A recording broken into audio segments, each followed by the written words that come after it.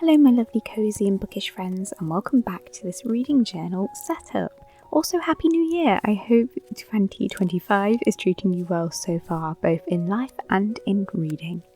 I'm going to be setting up my reading journal and doing my 2025 spreads later in this video. However, first I need to go back a bit and add in some books that I missed in December and also I think one from November.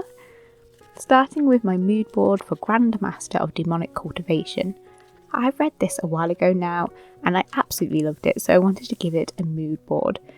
For anyone watching my reading journal videos for the first time, let me explain. I only do full spreads for books that I really like. Every book I read gets its own page, but ones that I loved or ones that I love the aesthetic of, I like to make it its own spread using images that I found on Pinterest, washi tape, stickers and other bits. I actually made a spread for this book back in my first reading journal, back when I was just the first two books in a series that were out, so it was nice to go back and give this series like another spread now that it's complete. This series is the English translation of a Chinese boys' love fantasy novel, which inspired the incredible TV series The Untamed. I loved the show and wanted to read all the books, so I had a great time binging these. The next book to get a mood board spread turned out to be one of my favourites for the year, which is The Spell Shop.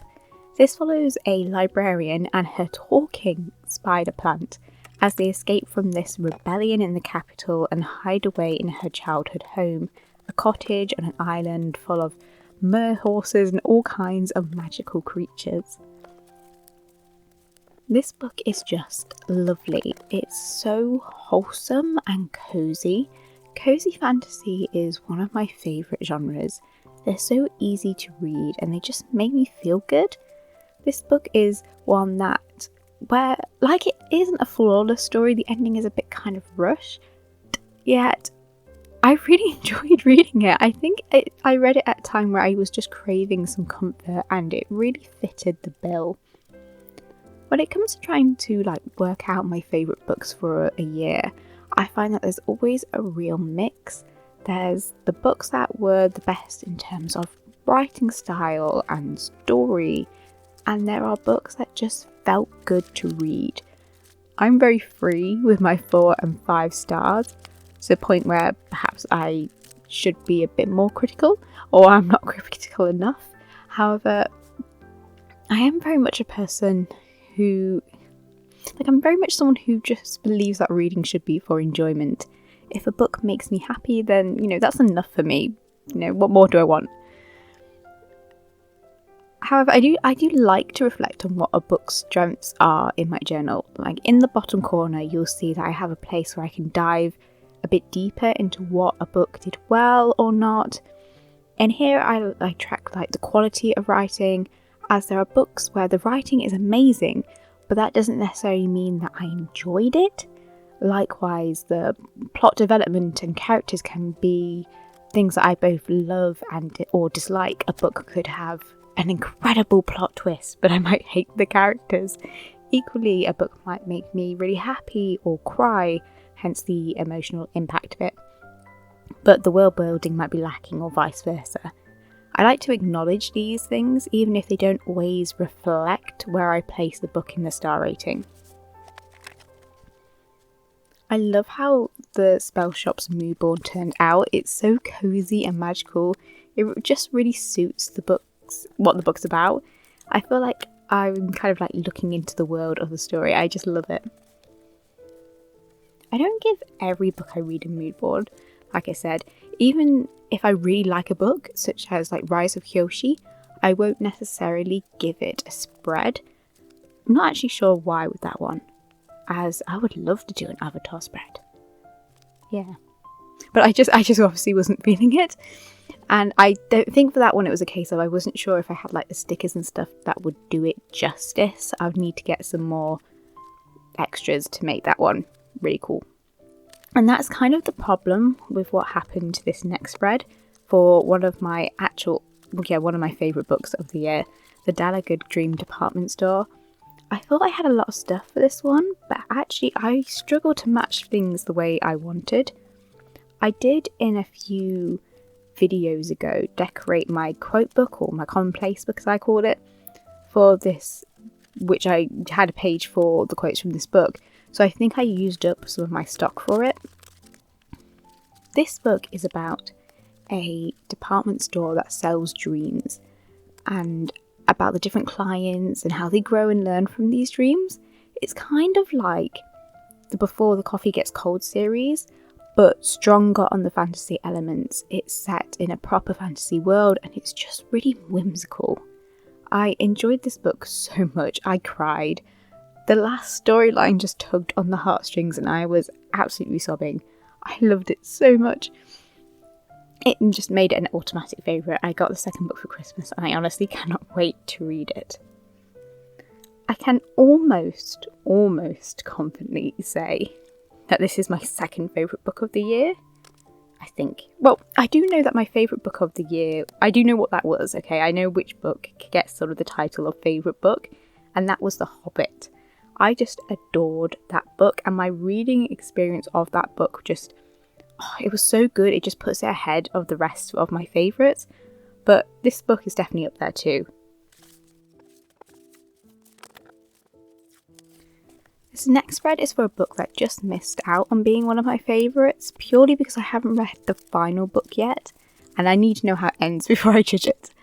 And that's Northern Lights by Philip Pullman.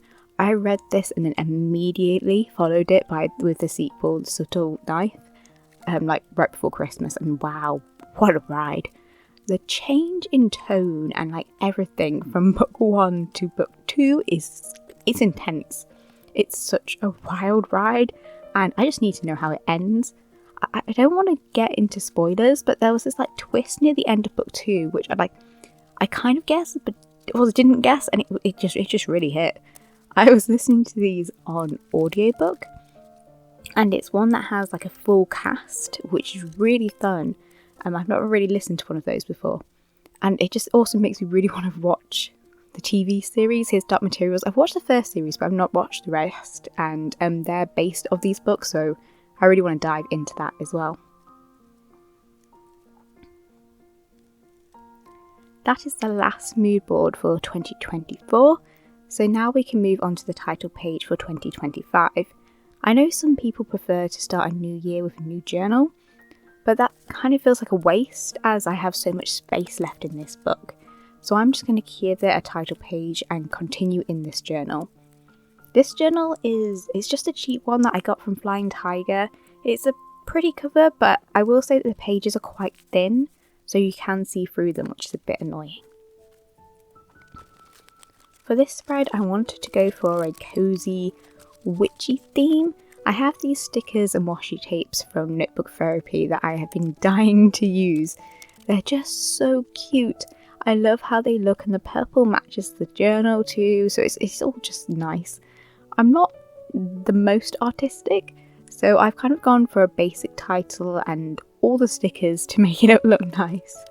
I also have the, I think it's called Into the Library stickers from Notebook Therapy, which is, I think it mixed nicely into the theme as well. On the other side, I'm adding in something that I have never done before, which is adding a book bingo. I have a couple of bookish goals I would like to achieve this year, such as reading The Count of Monte Cristo by audiobook. That book is over 1,000 pages. I need the audiobook's help for that one. However, I keep hearing and seeing good things about this classic, so I really do want to give it a go. Likewise, I want to read The Lord of the Rings. Also try reading a non-fiction book because I didn't read any last year, and try out some more new genres. I also want to read more of my physical TBR, which I will talk more about this later. I also want to reread some more of my favourites. I'm currently rereading the Mirror Visitors series, starting with A Winter's Promise, and I am having the best time doing so. I want to continue these good vibes and read some other books that I know I already love, and also use the library more. My library has recently opened up a service for audiobooks and ebooks, so I want to make the most of that. And finally, I intend to dive into the manga world of One Piece. I have dipped in and out of this series and anime for a while, but this year is going to be the year of actually diving in and properly going for it.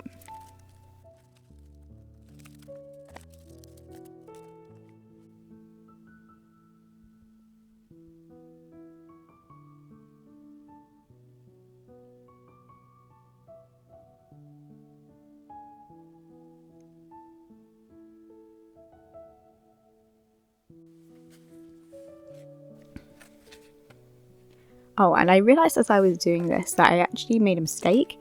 This spread was meant to be my favourites of last year and my book stats, but I messed up. So I went back and added in an extra page for those. It looks a bit messy, but oh well, it does what it needs to do. I wanted a highlight page for my 10 favourites of the year. It's a real mix of some historical fiction, which is a bit of a new genre for me, a graphic novel series that I was obsessed with, and my 2 favourite rereads, Harry Potter and the Mirror of Visitors. There were a lot of books that could have gone on this page, as I actually read 151 books last year. However, I will say, there was a hell of a lot of manga. I actually read about 80 books, and then the rest were manga volumes. I decided to do these pie charts so I could see the different genres and formats and book types that I was reading, and you can see there's 41% manga plus 4% graphic novels. Yeah, this was definitely the year of me rediscovering my manga love, which is also why most of these books I mostly read ebooks because a lot of the manga was in this format.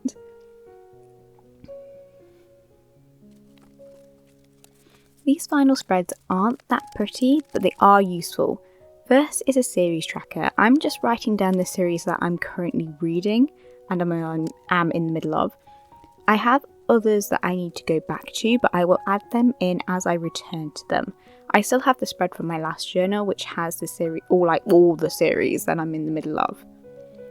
Opposite, I am testing out a manga tracker. This is another very basic setup. I'm just writing the name of the manga, the number of volumes in the series, and where I'm up to in this series. I actually have a lot more to add, but I couldn't think to where I was up to off the top of my head for a lot of them. So I'm just going to put these 3 down that I can remember for now, and then I'm going to add them in later as I go. The issue with this is that a lot of the manga that I'm reading isn't finished yet. So I'm having to put the details in pencil until they get the final volumes. But I think it will be useful. Likewise, this final tracker will be useful, though not very pretty. This is basically just a list of all the books that I own but haven't yet read.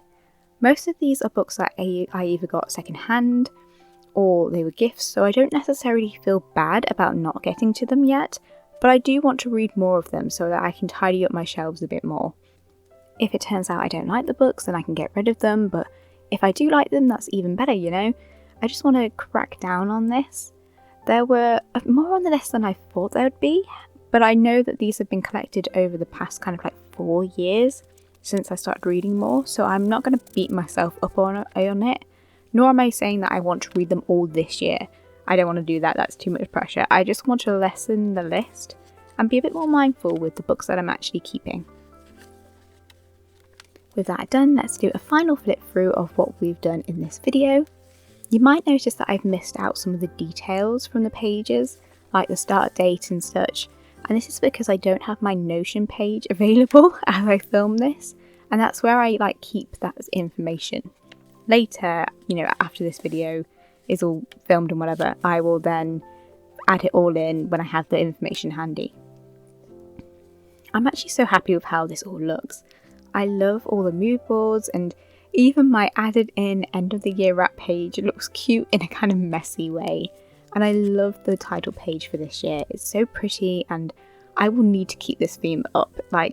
I'm hoping to do monthly reading journal videos this year, so hopefully we'll see more of this theme with that.